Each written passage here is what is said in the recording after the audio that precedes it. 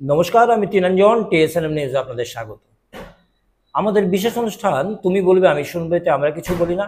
এতে বলে সাধারণ মানুষ, এতে বলে প্রশাসন, এতে বলে আয়োজক এবং বিভিন্ন মানুষের কথা আমাদের মাধ্যমে বিভিন্ন জায়গায় পৌঁছে যায়।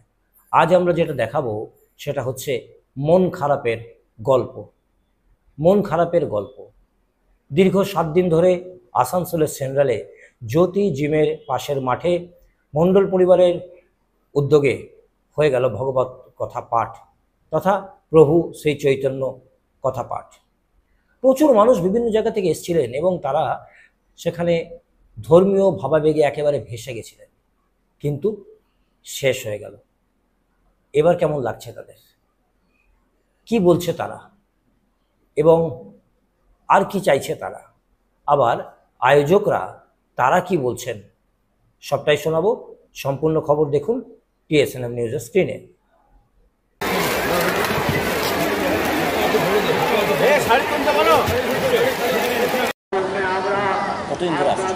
আমি প্রতিদিনই আসি, বাট মনে হয় একদিন আসা হয়নি, কারণ টিউশনও থাকে, কোচিংও তার সাথে পড়াশোনাও আছে। কিন্তু হ্যাঁ, লাস্টের দিকগুলোতে আসি, যেমন আমি কোচিং থেকে আসছি, তারপর 8:30টার দিকে যদি আসার চেষ্টা করি, আসছি ওরকমই। আমি কৃষ্ণর খুবই বড় ভক্ত, আমার খুবই ভালো লাগে। ইভেন আমি সবসময় এগুলো নিয়ে কথা শুনি। আমি প্রেমানন্দজি মহারাজ সবসময় ভিডিও দেখি, ইনারও আমি মহারাজ যে আসছে, আমি ইনারও অনেক আগে থেকে ভিডিও দেখতাম। তো আমার খুবই ভালো লাগে। গান চলে সকাল থেকে, অনেক ভালো গান চলে, কিন্তু কাল থেকে ওই মন খারাপ হয়ে যাবে, একটু ভাল লাগবে না, ওইগুলোই যা। এই যে নিজের এলাকায় সচক্ষে দেখছো, হ্যাঁ খুবই ভালো। মানে ওনারা যেগুলো করছে ওটা আই গেস কেউই করতে পারবে না, কারণ এগুলো ঠাকুরেরই কৃপা। আর এনারা যে করছেন এটা খুবই ভালো, এটাই বলতে পারবো।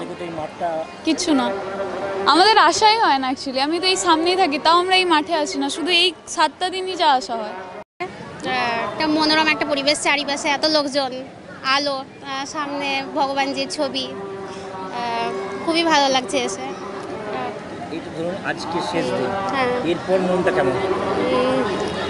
মনটা অবশ্যই খারাপ হয়ে যাবে, কারণ এই পরিবেশটা তো আর পাবো না। একদিনই পেলাম, খুব সুন্দর লাগছে, ভালো লাগছে এসে। চাইবেন যে আরো হোক?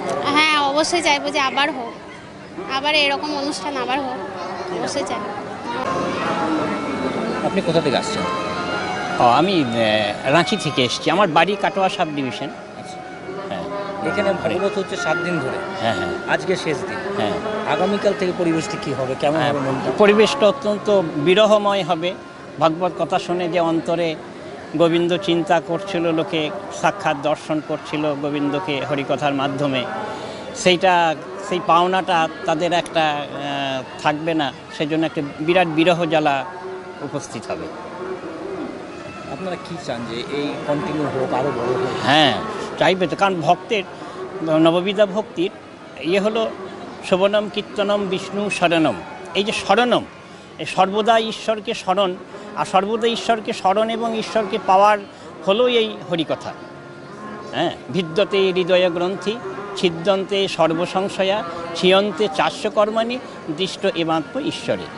যে ঈশ্বরের কাছে তার জীবন মনের সব সংশয় দূর হয়ে যায় এবং তাকে সাক্ষাৎ ঈশ্বর দর্শন পর্যন্ত করা এই হরিকথা। হরিকথার এমন গুণ। বলছি কেন এসছেন এখানে? এসছি ভগবত কথা শোনার জন্য।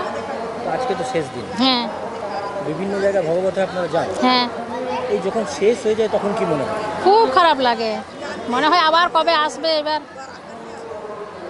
তো এইখানে ভগবত সম্পর্কে শুনেছেন আগে যে কেমন হয়? না, এবছর প্রথম এলাম, মানে আমাদের আত্মীয়রা এসছে, ওরাই বলেছে এবছর প্রথম এসছে। আপনি কোথা থেকে আসছেন? আমরা রঘুনাথপুর থেকে আরও 10 কিলোমিটার, চেলিয়ামা থেকে। আচ্ছা, তো রাতে ফিরবেন কি করে? আমাদের গাড়ি নিয়ে এসছি। কি মনে হয় যে আবার হোক? হ্যাঁ, শুরুর দিনে যেমন একটা আনন্দ মানুষের থাকে, হ্যাঁ, শেষ হলে তো কান্না এসে যাবে। বলুন তো, কি নাম? সোমা মণ্ডল। এই ভগবত পাঠ আমাদের এই বছর নিয়ে 17 বছর চলছে। আগামী দিনে আরও চলবে, যতদিন থাকবো ততদিন ভাগবত পাঠ হতে থাকবে। ভগবানের ইচ্ছায়, ঠাকুরের কৃপায়, সব মানুষের আশীর্বাদে আমরা এই ভাগবত পাঠ বছর পর বছর করতে যেন পারি। এখানকার বয়স্ক বৃদ্ধরা বলছেন যে বহু দূর দূর থেকে আসেন এবং তারা শান্তি পান, এটা আরও বড় হোক যারা করছে। দাদাকে বলছে সবারই আশীর্বাদেই ভাগবত পাঠ হয়, ঠাকুরের কৃপাতে ভাগবত পাঠ হয়। অনেক দূর দূর থেকে লোক আসে, অনেক মানুষ বয়স্করা বৃন্দাবন যেতে পারে না, এইখানে আমাদের কাছে হয়, তার জন্য সবাই এইখানে আসে এবং ভাগবত কথা শোনে ভালো মন দিয়ে। আমাদের 7 দিন ধরে খুব আনন্দ হচ্ছে, দারুণ আনন্দ, খুব আনন্দ হচ্ছে। আমার রাধারানী, আমার গোপালের কৃপা, আমার গুরুদেবের আশীর্বাদ, তাছাড়া কোনোদিন এত বড় ভাগবত হতেই পারে না। আমার রাধারানীর কৃপা, আমার গোপালের কৃপা, আমার গুরুদেবের আশীর্বাদ ছাড়া মা বাবা তো আছেই, তার জন্যে হয়ে যাচ্ছে। আমরা কিচ্ছু নয়, আমার কিচ্ছু করার ক্ষমতা নাই।